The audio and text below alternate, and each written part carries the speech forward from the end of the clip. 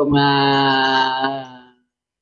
kaibigan sa FB. Ngayon po muli ay araw ng Miyerkules. Araw po ng patuloy na pag-aaral po natin ng salita ng Panginoon. Pero bago po ang lahat, tayo po muna ay magpapatugtog ng mga awiting spiritual bilang bahagi ng ating pagsamba sa ating pong Diyos.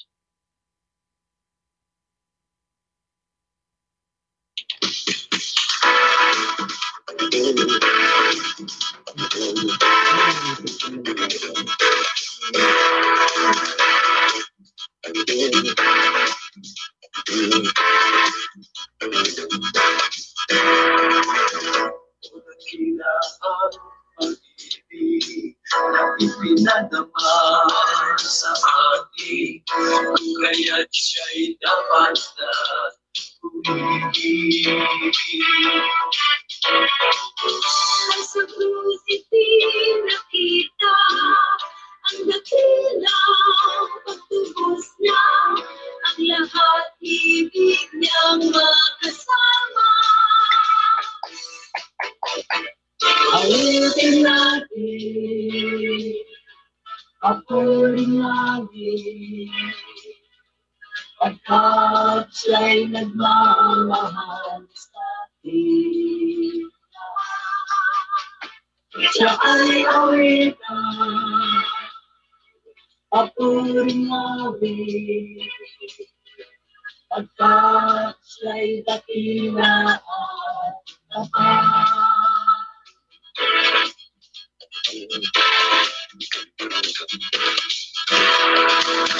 Buhay ko ay lumigaya, magmula nang siya'y makasama, kaya't awitan siya tumina.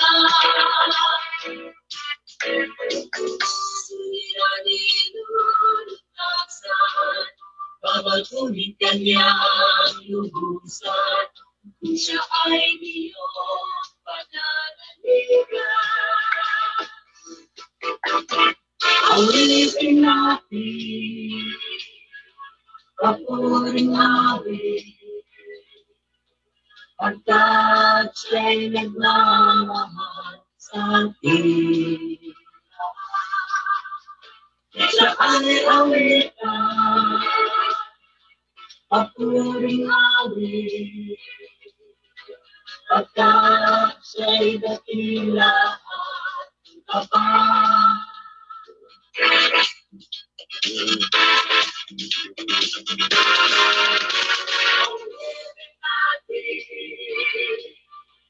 Papurin namin, pagkat siya'y nagmamahal sa atin.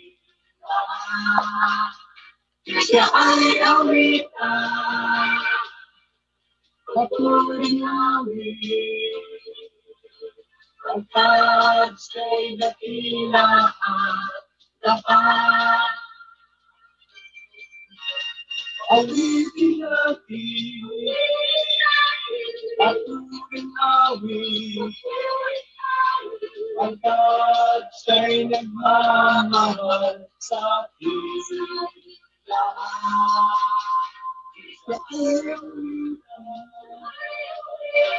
patuloy namin, pagkat siya'y dakila at tapat. Awitin natin, papurin namin, pagkat siya'y nagmamahal sa atin. Siya ay awitan, papurin namin. Tayo po muna ay manalangin. Panginoon Diyos, makaprayan sa lahat, nagpapasalamat kami sa iyo muli sa araw na ito, Panginoon, na muli mo pinagkaloob sa amin upang patuloy ka namin sambahin sa pagitan po ng pag-aral ng mga salita mo, Panginoon. Nanyan din po namin ang iyong banal na Espiritu sa aming pong kalagitnaan sa gabing ito upang siya po magturo, magpaunawa ng kalagahan ng salita mo sa aming pong buhay, Panginoon. Maraming salamat po. Paspasan mo po ito at nawa, Panginoon, Ang kaluwalhatian mo ay siya pong makita, Panginoon, at itago mo po ako sa iyong likuran at patuloy, Panginoon, ang salita mo lamang ay siya pong maparangalan sa gabing ito. Salamat po, Ama. Ito pong aming dalangin sa pangalan ni Jesus.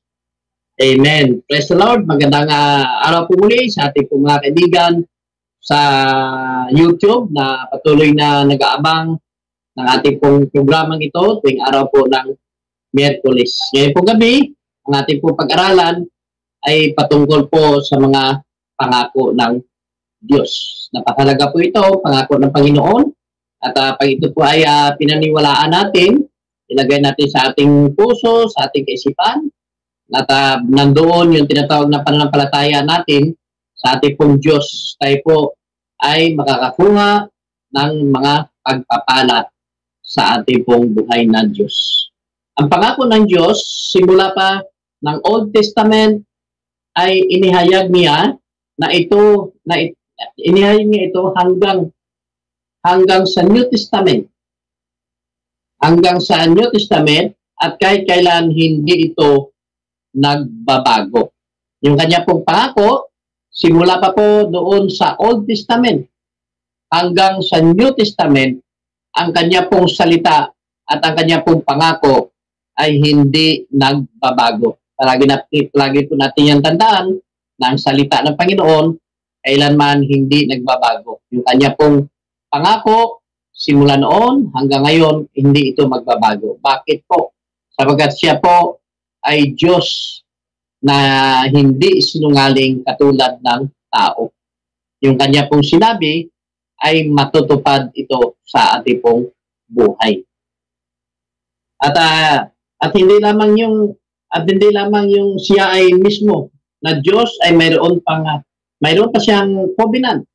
Maliban doon sa kanyang pangako, siya mismo na Diyos ay nag-covenant sa kanyang pangako. Sipin mo ang ating pong Diyos na nga siya, pero siya ay nag-covenant pa sa kanya pong mga pangako upang lalong mapatatag, upang lalo pa tayong maniwala. Kasi ang gusto po bakit ginawa ito ng Diyos?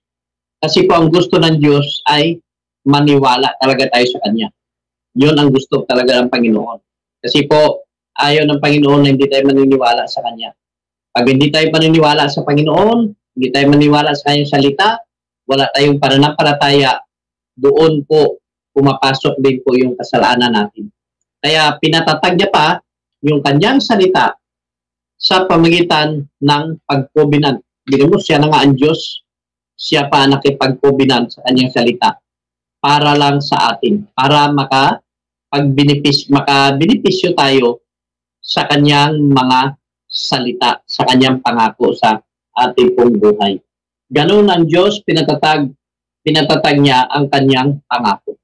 Tayo ba ay mga tao, di ba? Pag tayo po ay nangangako, minsan din nating mapatatag ang ating mga pangako. Kaya pag nangako tayo, di ba? Kung minsan yung mga pangako natin hindi na natutupad. Di ba? Pero ang Diyos, pag nangako siya, taon man ang gugugulin. Di ba? Hindi magbabago ang kanya pong salita. Tayo kuminsan, pag nangako tayo, di ba? Parang nililimot-limot na natin. Minsan may mga tao na mga nangangako na sabi, pag ako'y blines o ano pa man, ako po gagawa ng mga ganito.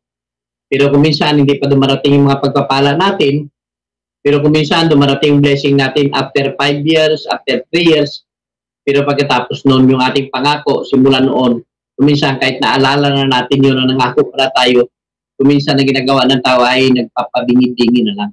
Kasi akala ng tao nalimutan na ng kanyang ipinangakuan yung kanya pong sinabi. Pero ang Diyos, yung kanya pong sinasabi ay hindi kailanman magbabago. Kaya yung mga mahirap minsan magtiwala sa mga nangangako, di ba? Lalo na ngayon sa panahon ng eleksyon, di ba? Marami na naman ang nangangako, ganito gano'n. Kaya tayo naman na Pilipino ay naniniwala tayo. Diba? Dahil doon sa kanilang mga pangako, dahil sa kanilang mga sabi-sabi.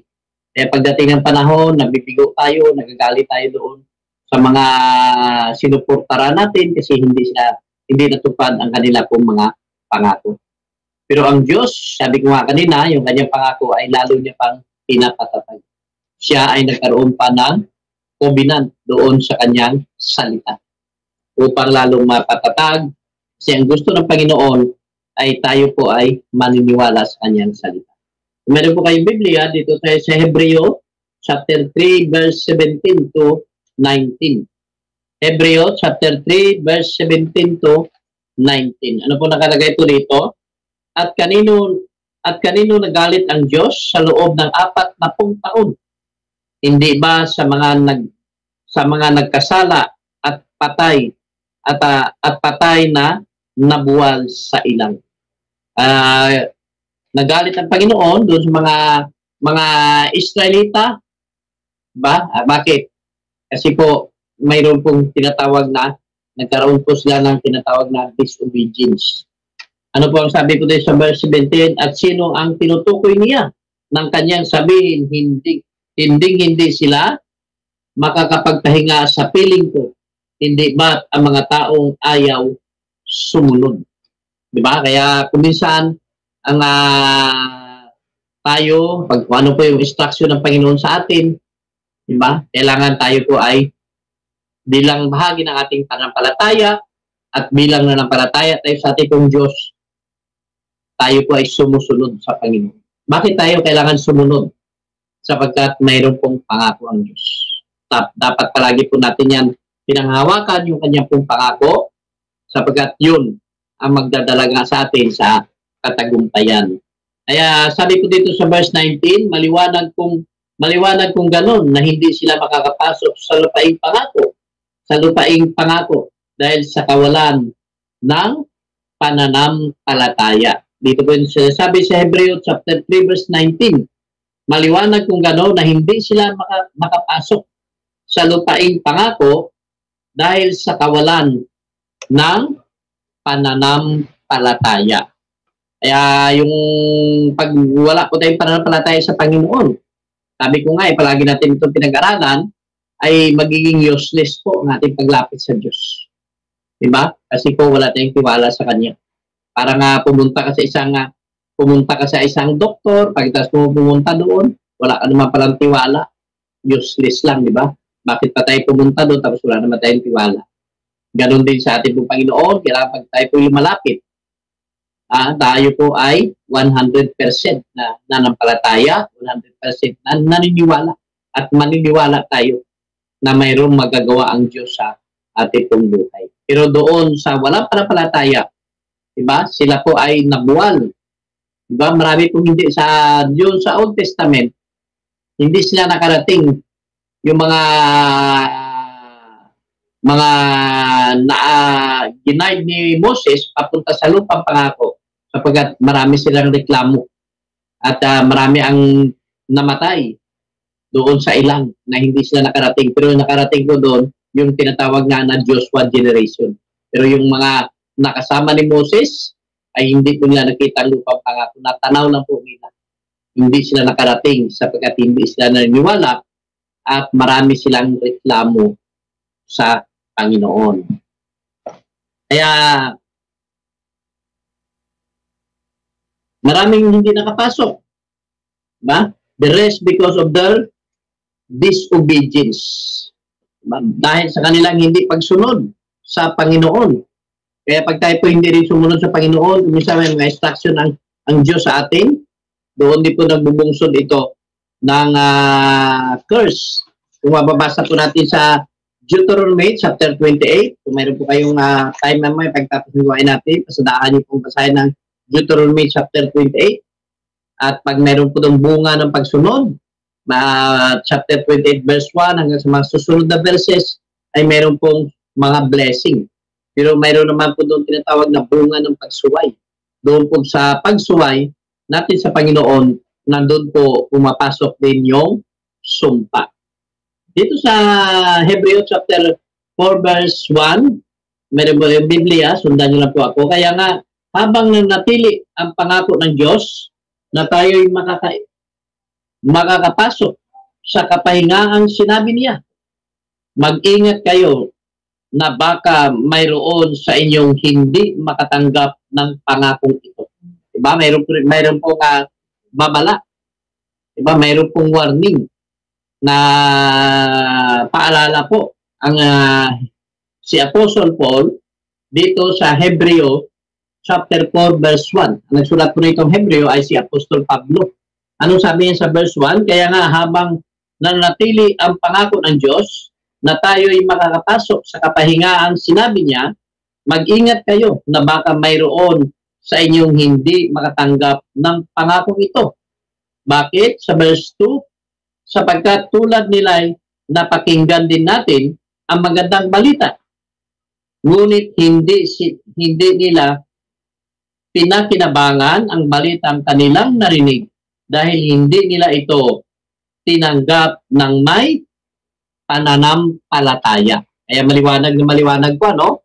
Yung iba ay napakinggan lang nila ang salita ng Panginoon, pero hindi nila ito tinanggap ng mayroon pong pananampalataya. Kaya marami rin pong nakarinig ng salita ng Panginoon. Yung iba nga ini-ignore nila. Basta napakinggan lang nila ang salita ng Panginoon, pero ang totoo hindi naman nila inaksyonan ang salita ng Panginoon. Marami pong gumagawa ng ganon, kahit ng mga sa kasalukuyang panahon. Kahit yung iba, nasa churches na, nakaintindi na sila ng salita ng Panginoon. Ang ibang ay halos araw-araw nakakarinig ng salita ng Panginoon. Yung iba naman, dumaan pa sa discipleship, nag-aral pa sila ng Bible school. Maraming ganyan, di ba? At iba't ibang seminar ang kanilang pinagdadaanan patungkol sa spiritual na mga bagay. Pero ang problema, diba, hindi nila nakuha ang pagpapala sapagkat hindi sila sumunod. Ang importante lang po yun, yung tinatawag na pagsunod.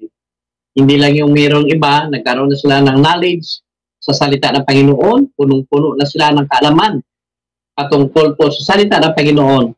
Pero ang problema ay hindi nila isinasabuhay. Kailangan ng salita ng Panginoon ay isinasabuhay ito. Diba? Hindi lamang ito pinapakinggan. Kung hindi mayroong itong tinatawag na aksyon.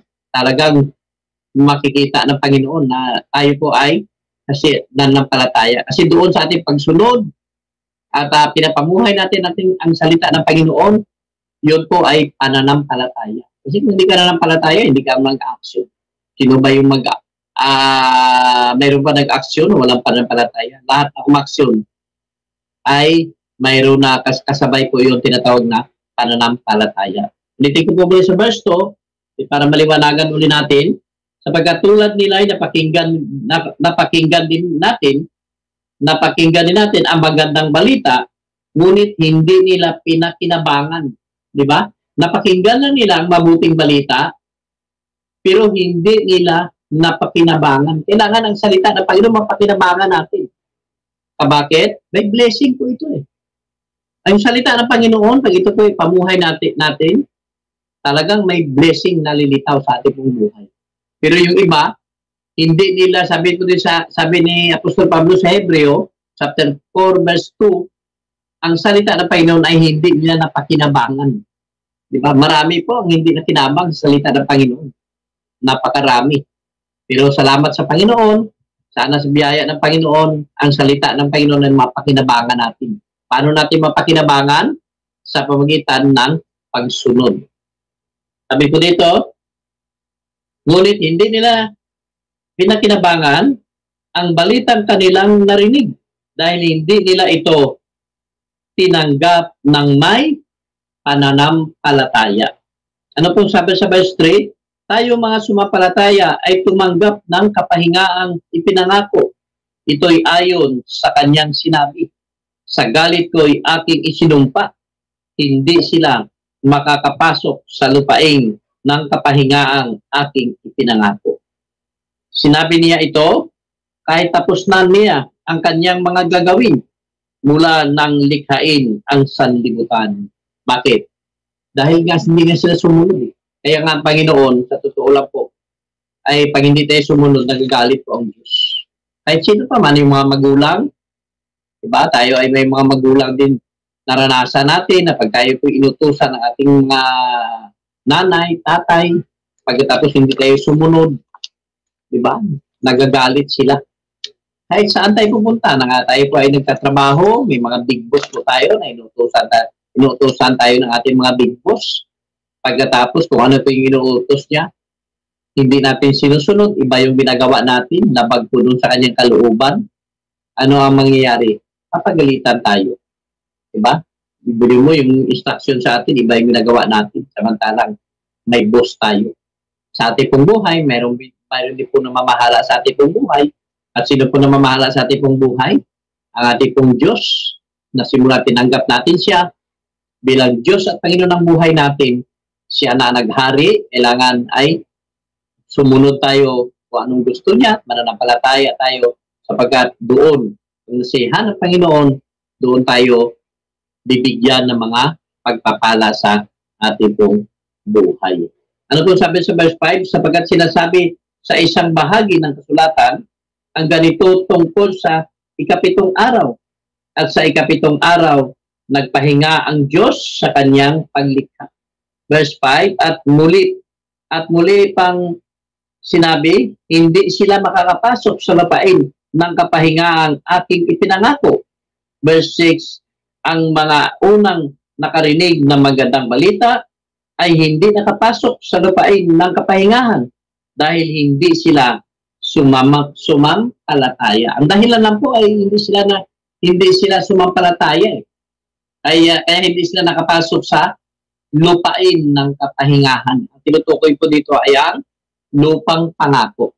Bawat isa po sa atin ay meron po tayong tinatawag na lupang pangako sa spiritual. Diba? Kanya-kanya po tayo. Although na hindi tayo talaga makakapunta doon sa literal na lupang pangako ng kapahingaan, pero sa ating pong spiritual, mayroon po tayong ninalagay tayo ng Panginoon sa isang lugar na doon yung lupang pangako natin at doon ang Panginoon nagre-release ng mga pagpapala sa ating pong buhay.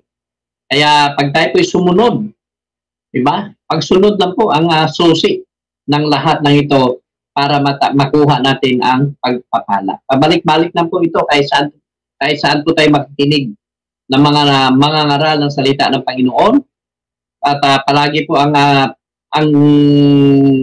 tinuturo ay patungkol po sa tinatawag na pagsunod. Kahit saan tayo makikinig, mga full gospel ng mga pangangaral, isa lang po ang tinutukoy po dyan na kailangan po, para makuha natin ng pagpapala, ay kailangan sumunod na po tayo. Hindi na huwag nating questionin ang salita ng Panginoon. Diba? Kaya yung iba kuminsan, question nila ang salita ng Panginoon. Marami silang mga katanungan. Lalo na po kuminsan pagdating sa gawain ng Panginoon, pagdating sa mga churches. Diba? Minsan may mga ambag-ambag dyan o ano pa man na pag pinagkakaisahan natin para ma-share natin sa gawain ng Panginoon, pero may mga iba na marami silang mga katanungan pa. Diba? Marami silang katanungan sa kanilang pong buhay. Kaya yung iba, hindi sila nakapagtanim, kaya wala rin silang inarbis. Diba? Sa pagtatanim, kailangan tuloy-tuloy na tayo kasi kung ano yung tinanim natin, yun din po yung aanihin po ng bawat isa.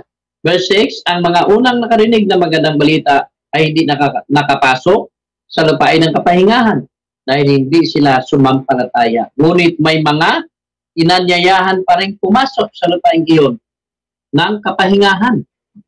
Diba? Mayroon pa rin inanyayahan hanggang sa kasalukuyang panahon ay tuloy-tuloy po ang pangangaral ng salita ng Panginoon. Kaya may mga tao minsan na makulit, di ba?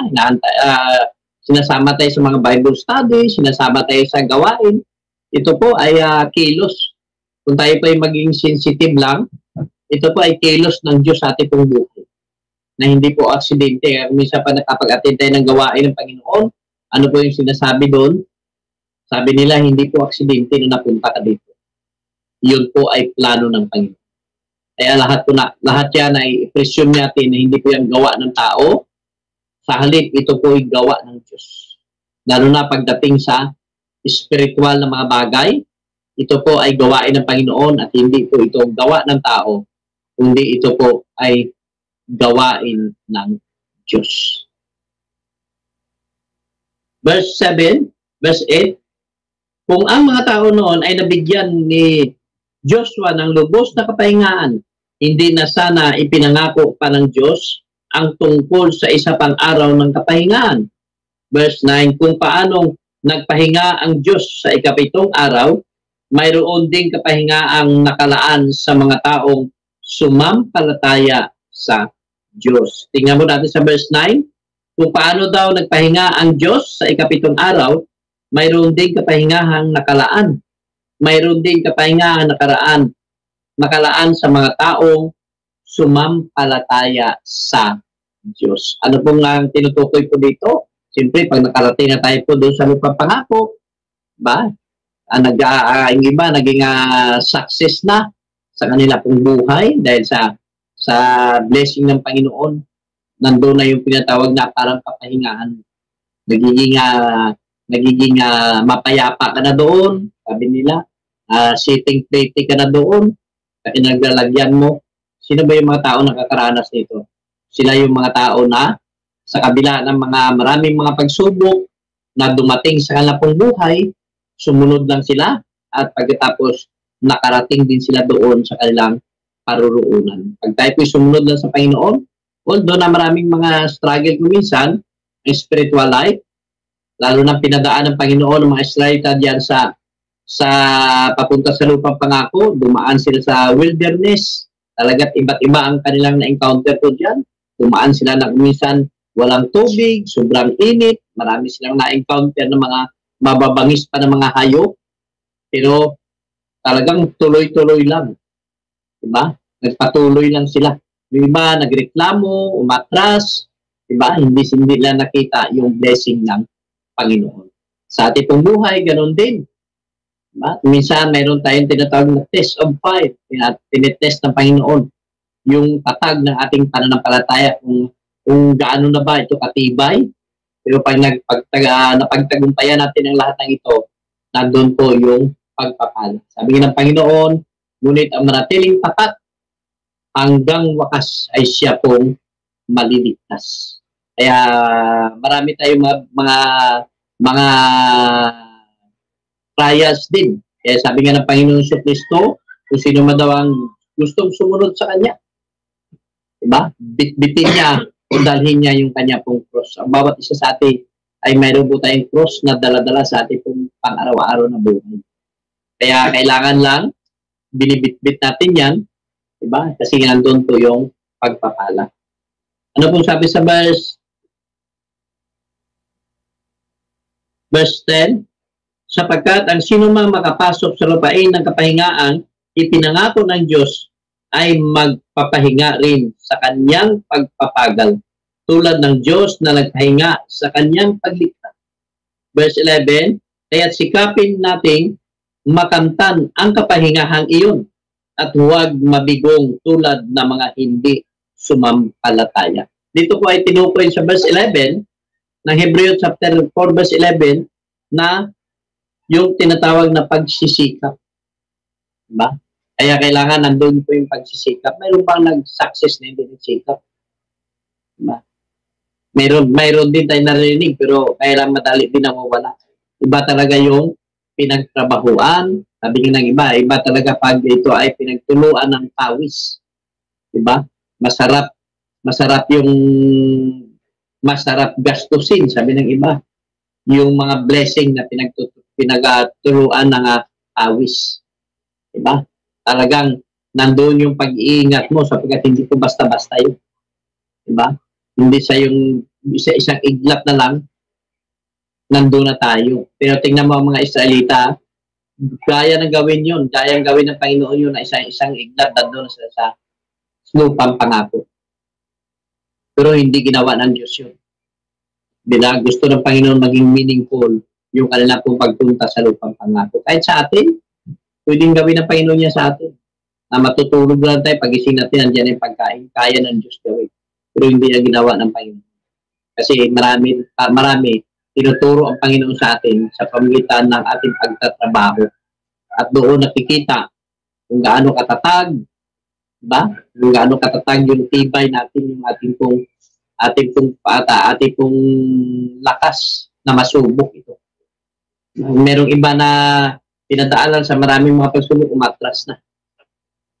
Umatras na. Pero yung iba naman, tuloy-tuloy, nakakuha sila ng pagpapala. Parang nagtatanim lang tayo sa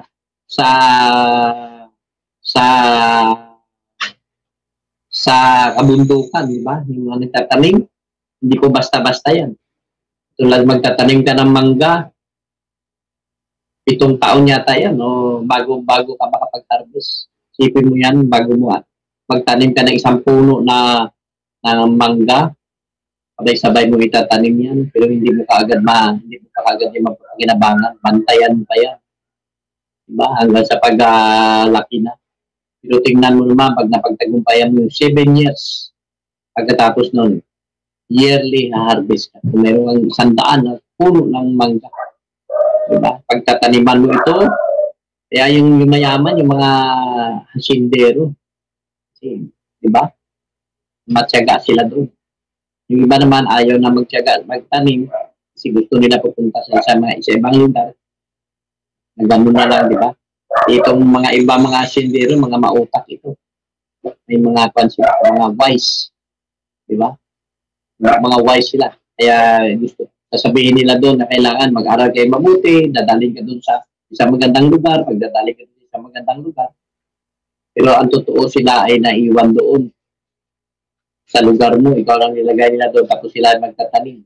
Maghanap sila ng mga tao na magsasaka sa mga lupa na yun, pero ang totoo, sino ang mga mayayaman ngayon sa mga panahon ngayon? Mga siyendero, yung mga malaki may mga lupain. Nandiyan po yung pera. Kaya lang iba, hindi lang nakita ng iba. Kasi yung iba kasi ang tinuro ng ang mga nag-mentor sa atin, nang pumasok na sa atin. Mga huli ng hindi katulad ng una. Ang dami na kasi pumasok na mga iba't ibang dumating dito sa ating bansa. Gusto i-develop ang Pilipinas. Kaya tingnan mo ngayon, iba, dati napakayaman natin pagdating sa agrikultura. Pero nung bandang huli, natalo na tayo ng Vietnam. Dati ang Vietnam ay nag-aaral lang dito sa atin pagdating sa agriculture. Tayo nagtuturo sa kanila ngayon. Umaangkat na tayo ng bigas sa kanila. Kasi yung ating mga lupain, wala na, ginawa ng mga malaking mga building, yung mga magaganda mga lupa na mapagtataniman. Pagkatapos malulusog ng mga lupa, sinimento, ginawang mga building. Diba? Tapos yung Pilipino nag-aangkat na ng ganito. Kasi gusto natin ay makita natin na malaki ang development. Ang iba kasi naniniwala sila sa development pag malaki na nakikita ng mga development daw yun. Iwan ko lang, kanya-kanya tayong opinion. Ako kasi hindi. Makuha kasi ako sa nature. May lovers kasi ako ng nature. Mas gusto kong tingnan ang nature kumpara sa mga malaking mga tanawin ng mga building. Hindi ako enjoy doon. Kaya sa akin ang kayamanan, yung nature pa rin. Diba? Bakit? Gawa ng Diyos yun. Kaya tingnan mo nangyari sa buong mundo dahil sinira ng tao yung gawa ng Diyos pinakialaman. Nakalagay kasi sa Bible yan. Yung mga dating muog na nandyan na, sabi ng Biblia ay wag na yan pakialaman yung mga nakwan. Kasi pag binago mo yan, marami ang mababago. Ulit, balik tayo po dito sa verse 11. Hebrews chapter 4 verse 11. Kaya sikapin ninyong makamtan ang kapahingahang iyon at huwag mabigong tulad ng mga hindi sumampalataya. Kaya sino po yung mga taong nabigo? Sila po yung mga taong hindi sumampalataya sa salita ng Diyos. Kaya pag hindi tayo sumampalataya sa salita ng Panginoon, binabasa lang natin ang salita ng Panginoon, tapos hindi natin ito ina-apply sa ating pang-araw-araw na buhay. Diba? Kasi wala tayong panampalataya, nandun po yung kabiguan. Maraming nabigo na nag-aral din ng salita ng Panginoon pero nabigo sila. Ano yung problema? Hindi sila sumampalataya. Pero marami rin ang nag-success Marami rin ang nakakuha ng blessing sapagkat ang salita ng Panginoon ay in-apply din nila ito sa kanila pang buhay. Isa pa sa nakapaloob ng pangako ng Diyos ay yaong pagpapalain niya yung descendants ni Abraham. Diba, sa ating pong pagsunod ng sa Panginoon, hindi lamang tayo ang mag-experience ng mga blessing ito, kung hindi yung mga susunod na saling lahi natin. Kahit doon sa Ten Commandments, sinabi ng Panginoon yan, na ang lahat na ibig sa Kanya ay pagpapalain niya up to the 4th generation. Isipin mo yung blessing na yan. Ngunit ang lahat ng aayaw sa Kanya at ang lahat ng hindi iibig sa Kanya doon sa Ten Commandments, ang sabi ng Panginoon ay susumpain niya up to the 4th generations. Ang blessing hindi lamang sa atin. Pag minahal natin ng Diyos, at pinaniwalaan natin yung salita ng Panginoon, yung blessing ay mag-flow din doon sa susunod na mga henerasyon natin. Diba? Pinapadaloy ng Panginoon yan. Up to the 4th generation. Dumadaloy yung mga pagpapala na yan. Hindi lamang tayo ang makinabang pag tayo po ay sumunod sa salita ng Panginoon, kundi yung mga descendants natin ay i-bless din sila ng Panginoon. Kaya dito, ang pangako ng Panginoon ay hindi lamang si Abraham ang pagpapalain niya, kundi yung magiging susunod na saling lahi ni Abraham. Ano pong sabi sa Hebrew chapter 6, verse 13 to 14? Nang mangako kay Abraham ang Diyos, Hebrew chapter 6, verse 13 to 14. Nang mangako kay Abraham ang Diyos, siya ay nanumpa sa kanyang sariling pangalan. Yamang wala nang hihigit pa sa kanya na maari niyang panumpaan. Isipin mo, no? Siya ay nanumpa ng mangako siya sa kay Abraham. Isipin mo, Diyos ka, ikaw pa ang mangako sa tao. Diba? Grabe ang pagmamahal ng Diyos sa tao. Biro mo, kasi gustong-gusto ng Panginoon. Ito po yung mensahe ng Panginoon. Gustong-gusto ng Diyos. Gusto talaga ng Diyos na i-bless tayo. Masaya ang Panginoon na makita ng Panginoon na nakuha natin yung pagpapala niya. Hindi naman siya masaya, hindi napakasaya niya. Pag nakita niya, yun ang kasiyahan ng Diyos. At pag nakita ng Diyos na nakuha natin yung blessing niya, nag-flow ito sa atin, nag-manifest ito sa atin, namunga ito sa ating buhay, tuwang-tuwa ang Diyos. Kaya ginawa niya ito na siya mismo na Diyos. Ay nangangako pa sa kay Abraham na tao lang ito si Abraham. Diba? Kasi yan ang plano talaga ng Panginoon. Yan ang laman ng kanyang puso. Nang gusto ng Panginoon na i-bless niya tayo. Kaya nga ginawa niya ito para yung pananampalataya natin ay talagang magiging matatag. Yung pananampalataya natin, ginawa niya ito. Diba? Kahit tayo rin, diba? Meron kang kausapin ng tao na pag sinabi mo sa kanya, alam mo, pag ako ka, bibigyan kita 1 milyon. Meron minsan, ay, hindi ako maniniwala. Pero anong ginagawa mo? May mga tao kumisa na gano'n, hindi, ito, ganito. Cross my heart, may mga ganun-ganun pa, di ba? Meron pang iba na sinasabi, tamaan pa ako ng ganda, pag hindi ko tutuparin pa, may mga ganun.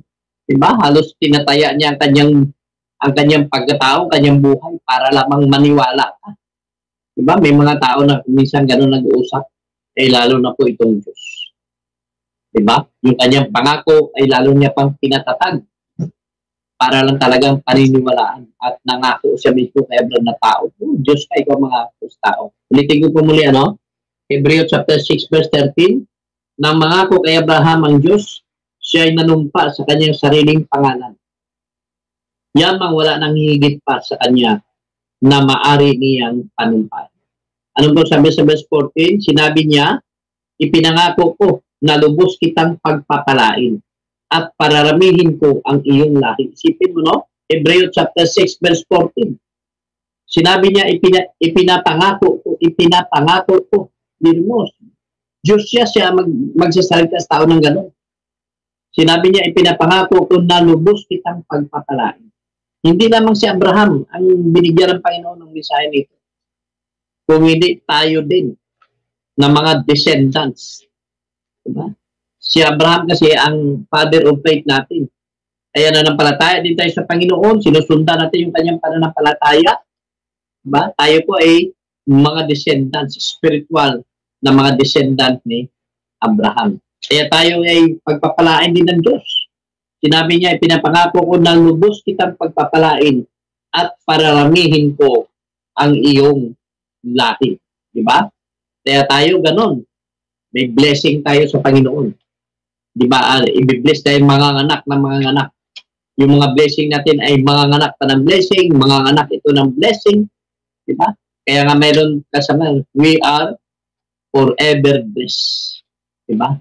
Tayo talaga ay nakalaan sa isang pagpapala na walang katapusan sa ating buhay sapagkat kasama natin ang Diyos. At ang pangakong ito ay dumaloy din hanggang sa panahon ni Jesus Christ. Yung pangako ng Panginoon doon sa Old Testament. Di ba? Doon sa Old Testament, nandiyan ang pangako ng Diyos at dumaloy ito hanggang sa New Testament sa panahon ng ating pong Panginoong Jesucristo. Ano pong sabi sa Hebrew chapter 6 verse 18 to 20? Hebrew chapter 6 verse 18 to 20, hindi nagbabago at hindi nagsisinungaling ang Diyos tungkol sa dalawang bagay na ito, ang kanyang pangako at sumpa, kaya tayong nakatagpo ng kanyang kalinga ay panatag ang loob na umaasa sa mga pangako niya. Ikaw ba ay umaasa ka sa pangako ng Diyos? Ako, umaasa ako sa pangako ng Diyos. Diba? Pag sinabi ng Panginoon na ako ang Diyos na iyong manggagamot, kailangan asahan mo yun. Diba? Lumapit ka sa Diyos, mayroon kang karamdaman, mayroon kang mga kahilingan, kapatid, asahan mo yun. Diba? Pag nag-pray ka sa Panginoon, pag hindi ka sinagot ng Panginoon nag-pray ka ngayon, agad sasagutin ka pag ng Panginoon, kung minsan hindi ka agad sumasagot ng Diyos. Pero ang gagawin mo, manampalataya. Umasa ka sa kanyang pangako. Ako, nung ako po yung nagkasakit, palagi ko itong testimony. Nung ako po yung nagkasakit ng 5 taon, kahit minsan hindi ako nag-isip na hindi ako gagaling. Inasahan ko, inaantay ko, at excited ako. Sinabi ko yun sa Panginoon, Lord, excited ako. Kala ko noon, Panginoon na kasakit ako, akala ko isang araw lang, akala ko isang linggo lang, akala ko isang buwan, akala ko isang taon, akala ko 2 taon. Nabot ng 5 years. Pero kahit minsan, hindi ako naisip na hindi ako gagaling. Excited ako. Palagi kong sinasabi sa Lord, Panginoon, excited ako. Inaantay ko ang pagpapagaling mo sa akin. Antayin ko yan, Lord. Umaasa ako sa iyo. Pero, sinubok ng Panginoon yung ang aking puso sa pag-antay. Pero inantay ko yun. At pagdating ng 5 years, natanggap ko ang kagalingan nagmula sa Panginoon. Pero ano ang reward ng pag-antay ko sa Panginoon? Simula noon, year 2002 hanggang ngayon din ako nagkasakit. Isipin mo yan, ilang taon na yon, 2002 hanggang ngayon, 2021 na tayo. Pero nung 5 years na yon, diba? Siguro kung nagreklamo ako doon, nung nagkuhan ako sa Panginoon, baka wala na, baka hindi na ako gumaling. Pero sabi ko, Lord, excited ako. Antayin ko.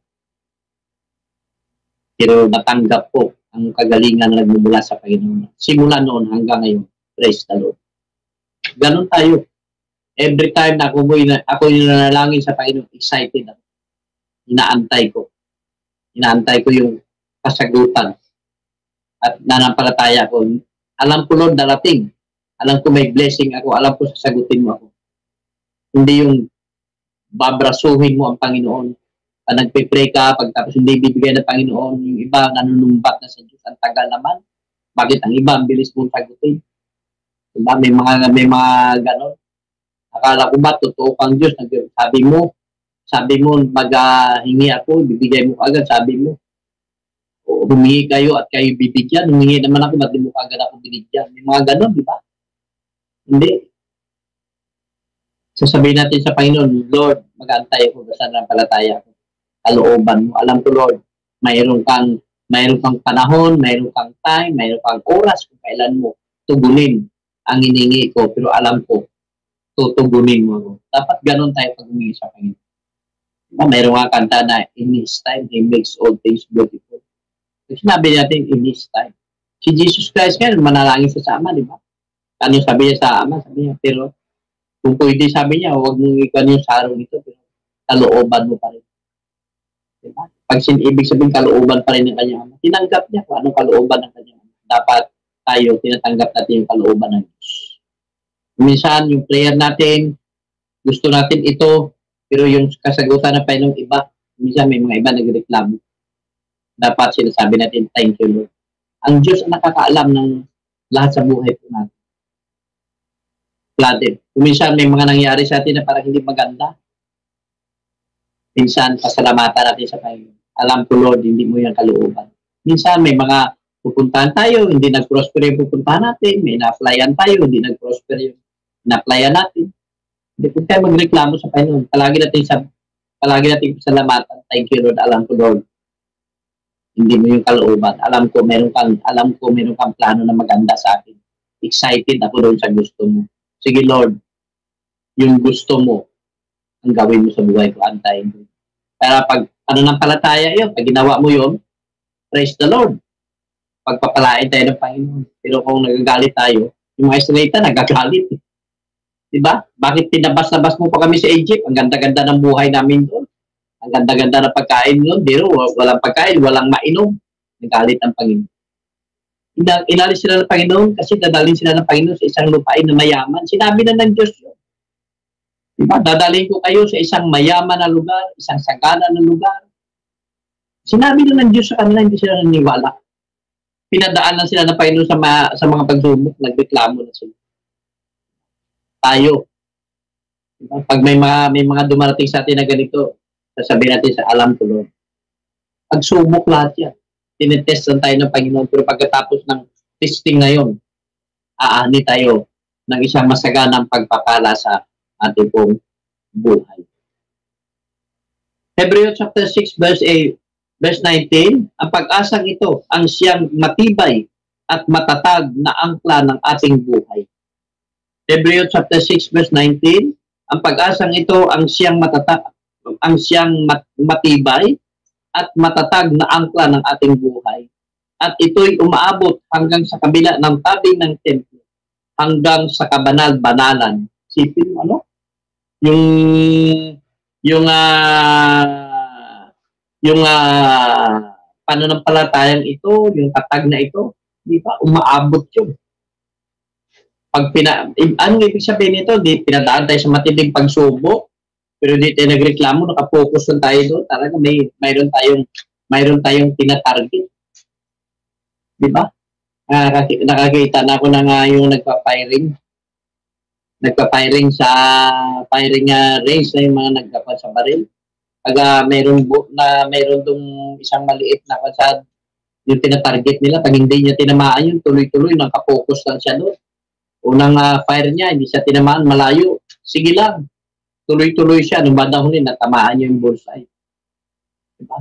Hindi siya nag-give up. Ganun po sa ating pong buhay. Huwag tayo mag-give up. Sapagkat may pangako ang Diyos sa ating pong buhay. Verse 20, Hebrews chapter 6, verse 19. 20 na si Jesus ang naunang pumasok doon, alang-alang sa atin, at naging pinakapunong pari magpakailanman ayon sa pagkapari ni Melchizedek. The New Testament is God's way of bringing the promise, forgiveness, and transformation. Ulitin ko po muna, no? The New Covenant, dito na po tayo sa Old Testament, the New Covenant is God's way of bringing the promise, forgiveness, and transformation. Promise, forgiveness, and transformation. Diba? Yung tatlong yan. Yung tatlong yan, yung pangako ng Panginoon, yung pagpapatawad ng Panginoon, tapos transform tayo ng Lord sa kabila ng ating mga pagkukulang, kabila ng ating mga kasalanan dahil sa pangako ng Panginoon. Diba? Dahil sa kanyang pagpapatawad sa atin, nakapasok tayo doon sa kabanal-banalan. Nandun yung from glory to glory, yung salita ng Panginoon. Mayroon nangyayari transformation sa ating pong buhay sapagkat ito po ay bunga ng ating pananampalataya. Patuloy tayo nag-aaral sa salita ng Panginoon. Maraming tinuturo ang Panginoon sa atin. Marami rin tayong ina-apply sa ating pong buhay. From glory to glory. Yun ang sinasabi natin na from glory to glory. Diba? From glory to glory, binabago tayo ng Diyos. Yun yung may kanta nga ganun, di ba? Binabago niya ako araw-araw, binabago niya ako araw-araw. Di ba? Pag patuloy tayo mananalangin, patuloy tayo magbabasa ng Bible, patuloy tayo sumusunod sa aral ng Panginoon, araw-araw binabago tayo ng Diyos. Binabago ba talaga tayo ng Diyos araw-araw? Sino yung mga binabago ng Diyos? Hindi naman tayo perfect, pero praise the Lord. From glory to glory. Habang patuloy tayo nagbabasa ng Bible, patuloy tayo nakaniig sa Panginoon, patuloy tayo nakapokus sa Diyos, marami pang areas ng ating pong buhay na babaguhin siya. Kung magpapabago tayo. Pero kung hindi tayo magpapabago, hindi natin i-invite si Lord sa ating pong buhay, na pakialaman yung ating pang-araw-araw na buhay, paano tayo babaguhin? Kasi pagkatapos noon, na maraming babaguhin si Lord sa ating pong buhay, sa bawat araw, nandun din yung blessing na pumapasok sa ating pong buhay. Hanggat sa habang malaki na ang nabago sa ating pong buhay, malaki ng binago ni Lord sa ating pong buhay, malaki na rin ang pagpapala na dumarating sa ating pong buhay. Totoo po yun. Ang Diyos ay yung pag-transform ng ating pong buhay, mayroong transformation ng ating pong buhay, kasama po yung pagbabago ng buhay. Pag sinabi pagbabago, hindi lamang ugali, pero pagdating sa pang-araw-araw na buhay, pagdating sa mga blessing, may mga nababago. Diba? Mayroon tayong makikita. Hindi lang, ang Diyos kasi nagbigay ng blessing, kasama lahat tayo. Spiritual, physical, and financial. Blessing yan, papasok sa buhay ko natin. Kaya ang unahin ng Panginoon muna, spiritual. Yun ang inuuna ng Lord sa kaloob-looban ng spiritual. Pagkatapos ng physical. Pag nabago tayo sa spiritual, mayroong mga nangyayari sa ating spiritual na transformation, magmamanifest ito sa ating physical. Diba? Magmamanifest ito kung ang tao ay dating palainom, lasinggo, mayroon na bago sa kanya spiritual, nagmamanifest ito sa kanya sa physical. Nakikita natin na dati lasinggo yan, ngayon hindi. At pagkatapos noon, mayroon tinatawag na financial blessing, material blessing. Totoo po yun. Kasama po yan lahat. Ay, yung iba, ayaw, parang pagdating sa mga ganun, sabi na prosperity gospel, hindi. Kahit hindi naman tayo talaga naghahangad dyan. Papasok yung mga financial blessing sa ating buhay. Kasama yan. Kasama yan sa plano ng Diyos. Pero hindi tayo naging materialismo. Hindi tayo nakapokus sa material. Iyan na ay magagamit natin sa pang-araw-araw ng buhay.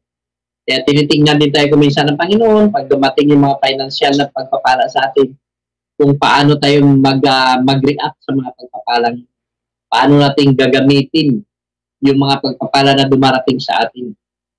Diba? Tinitingnan din tayo ng Panginoon. Maging mabuti tayong katiwala sa mga blessing na binibigay ng Panginoon. Kaya nga mayroon dyan binigyan ng 5,000, mayroon binigyan ng 2,000, mayroon binigyan ng 1,000. Tinignan ng Panginoon kung paano nila gagastusin, paano nila palaguin yung mga financial na yun sa kanila pong buhay. Kaya yung iba, yung ginasto niya sa baliwala, tinanggal ng Panginoon. binigay pa doon sa mayroon upang lalo pang dumami. Dito sa Hebreo, chapter 11, verse 39 to 40. Tatlong verse na lang po yung pag-aralan natin.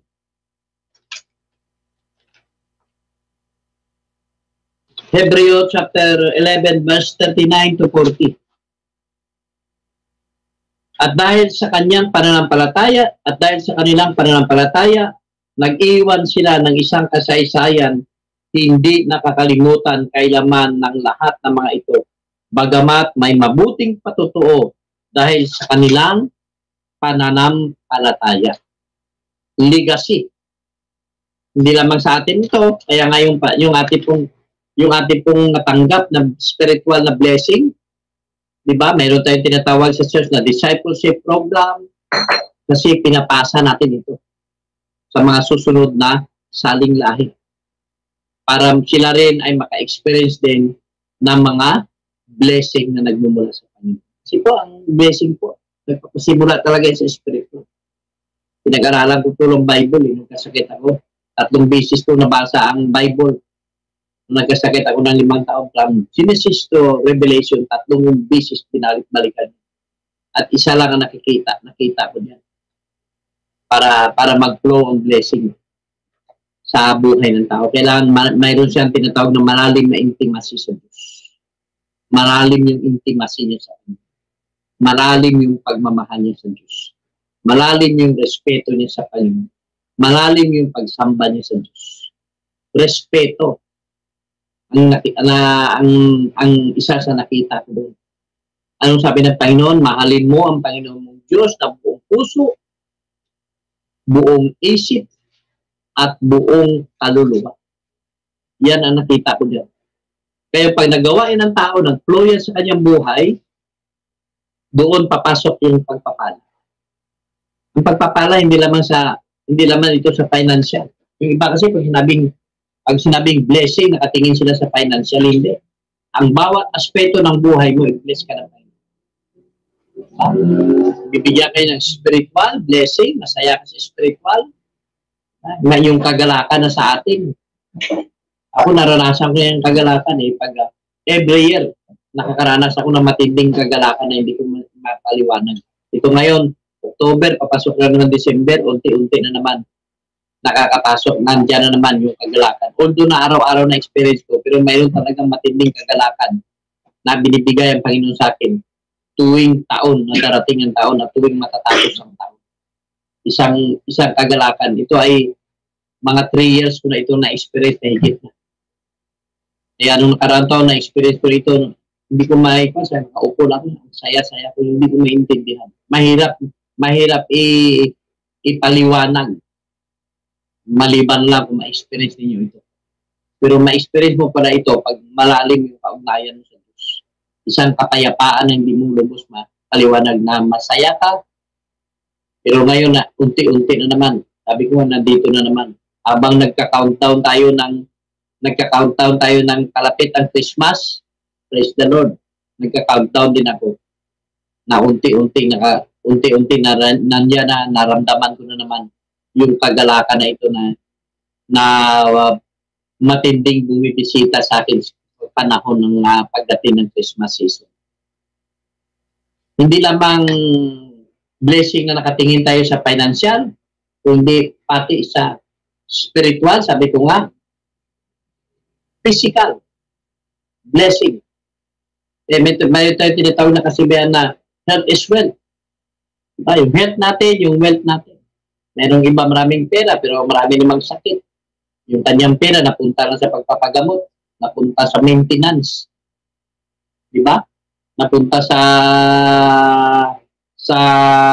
maintenance. Dapat ma-enjoy natin yung blessing.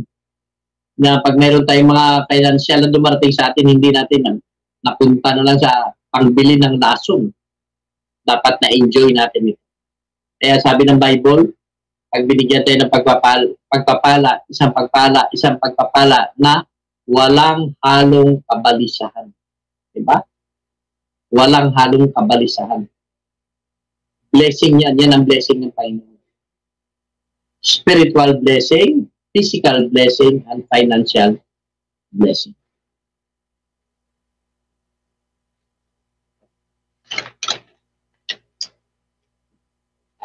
Ano pong sabi po dito sa Hebreo chapter 40?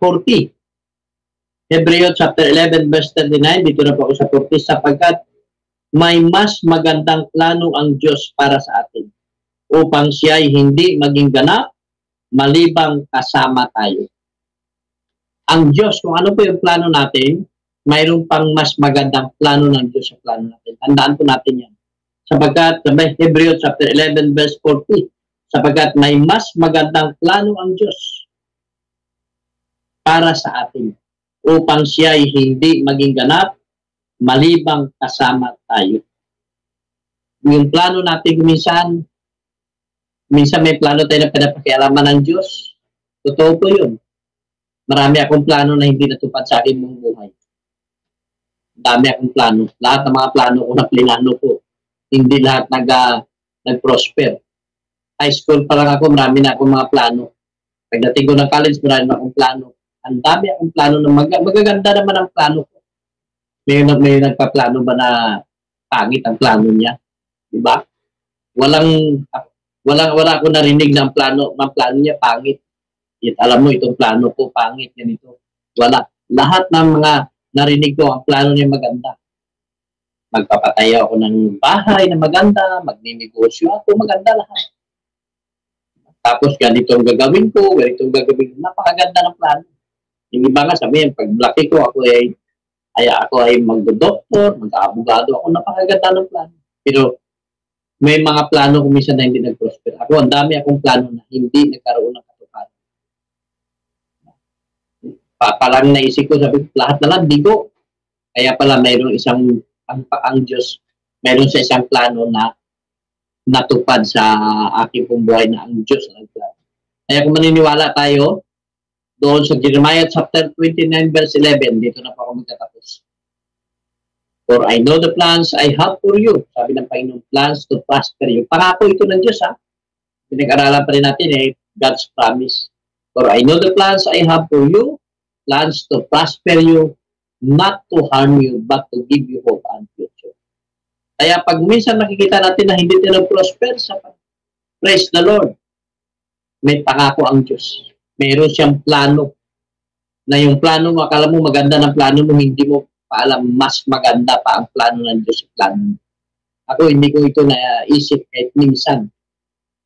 Maliit, parang ako, hindi ito sumayad sa isip ko. Magpastor ako. Nagdadalhin ako ng Panginoon sa ministeryong ito. Hindi ko naisip yun. Marami akong dati mga iniisip, nag-organize ako na kung ano-ano. Puro lahat ng bigo. Ako high school pa lang ko.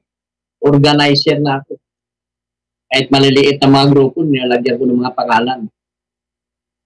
High school pa lang ako, meron akong mga classmates ng mga barkada namin. Ito ang pangalan ng grupo natin. Ganun ang mga ginagawa ko. Hanggang sa nag-college ako yung naglalagay ng mga pangalan ng mga grupo. Organizer ako.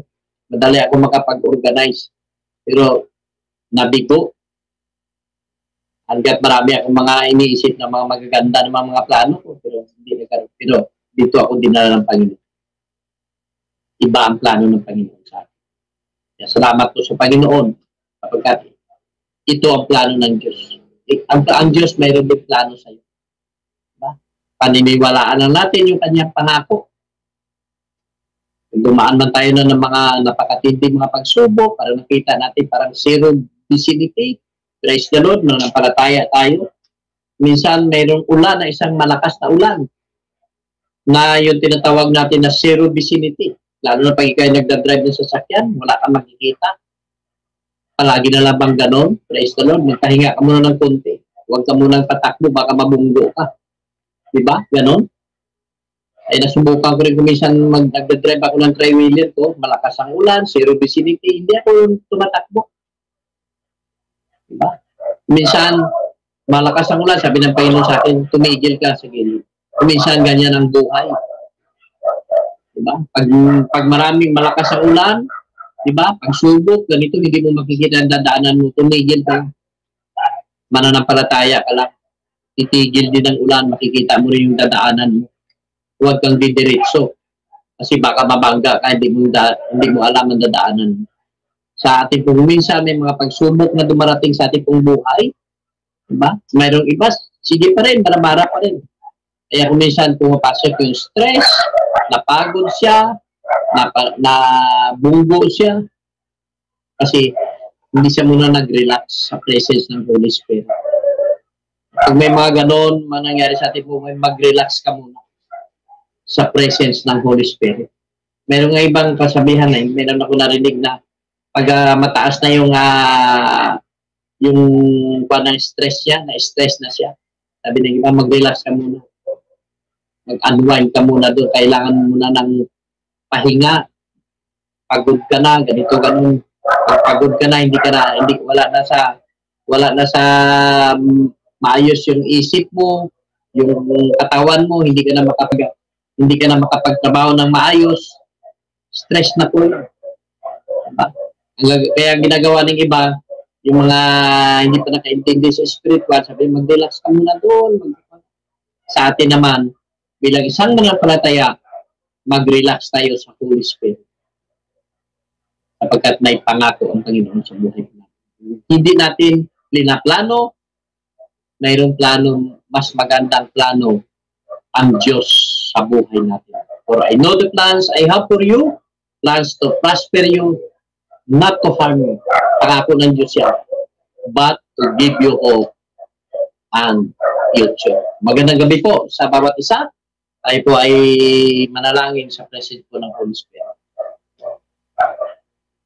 Panginoon, maraming salamat po sa gabing ito na muli po kaming nag-aral ng salita mo at muli pinaalala mo ang mga salita mo sa aming pong buhay.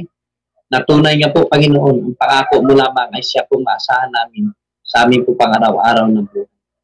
At kung kami, Lord, ay mag-stick sa salita mo at mananampalataya kami sa salita mo na palagi mong tinuturo na kami po ay magtitiwala.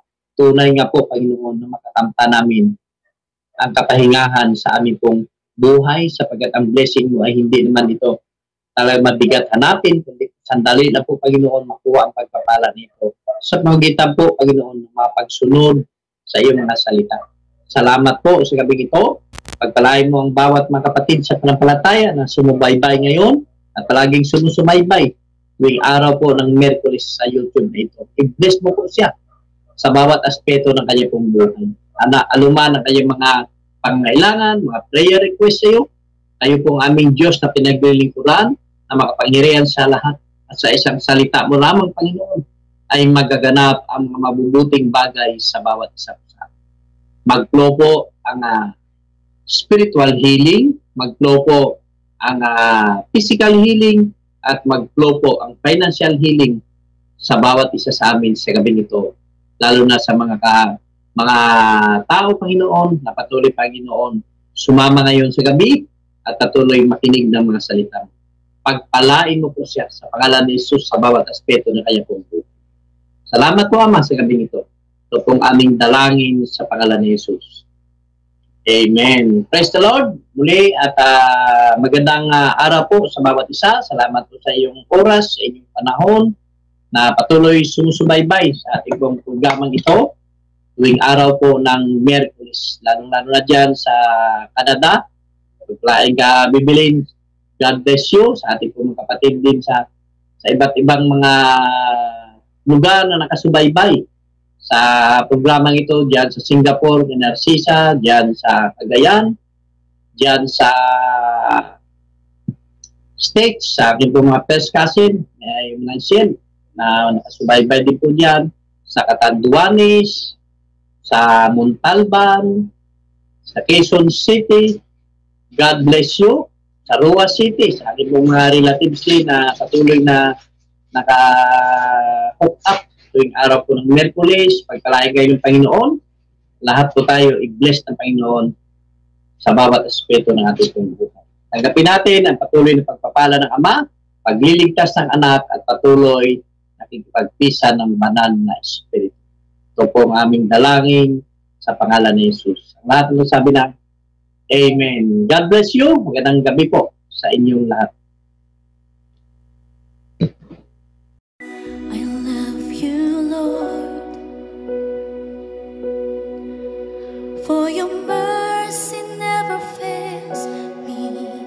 that once, Lord, All my days I've been held in your hand. we know it.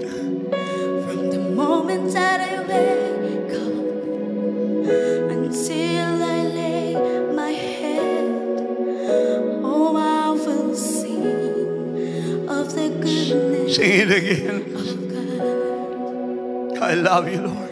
I love you, Lord, for your mercy never fails me. And all my days I've been held in your hand. From the moment that I wake up until I lay my head, oh, I will sing of the goodness Sing it again. of God. We love you, Lord. I love you, Lord, for your mercy never fails me. All my days I've been held in your hands. From the moment that I wake up until I lay my head, oh, I will sing of the goodness Sing it again. of God. It's a good thing to tell the Lord we love I Him. love you, Lord, It pleases Him. for your mercy never fails me. All my days I've been held in your hands. From the moment that I wake up until I lay my head, oh, I will sing of the goodness. Oh, say it to Him. of He's listening. God. We love you, Lord. I love you, Lord. All my life you have been faithful. Thank you, Father. And all my life you have been so good. With every breath that I am able, oh, I will sing of the goodness of God. And all my life you have been faithful. And all my life you have been so good. With every breath that I am able, oh, I will sing of the goodness of God. All my life you have been faithful. And all my life you have been so good. With every breath that I am able, oh, I will sing of the goodness of God. And all my life you have been faithful. And all my life you have been so good. With every breath that I am able, oh, I will sing of the goodness of God.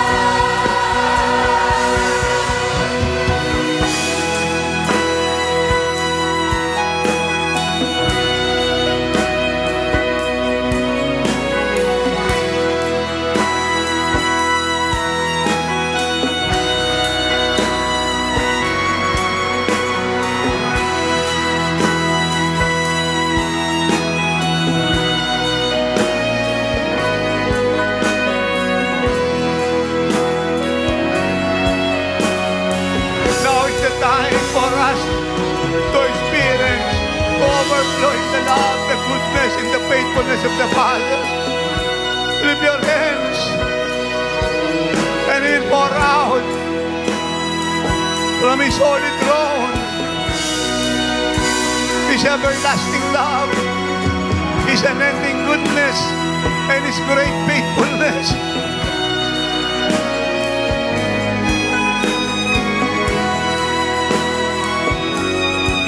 And then you will sing the goodness of God.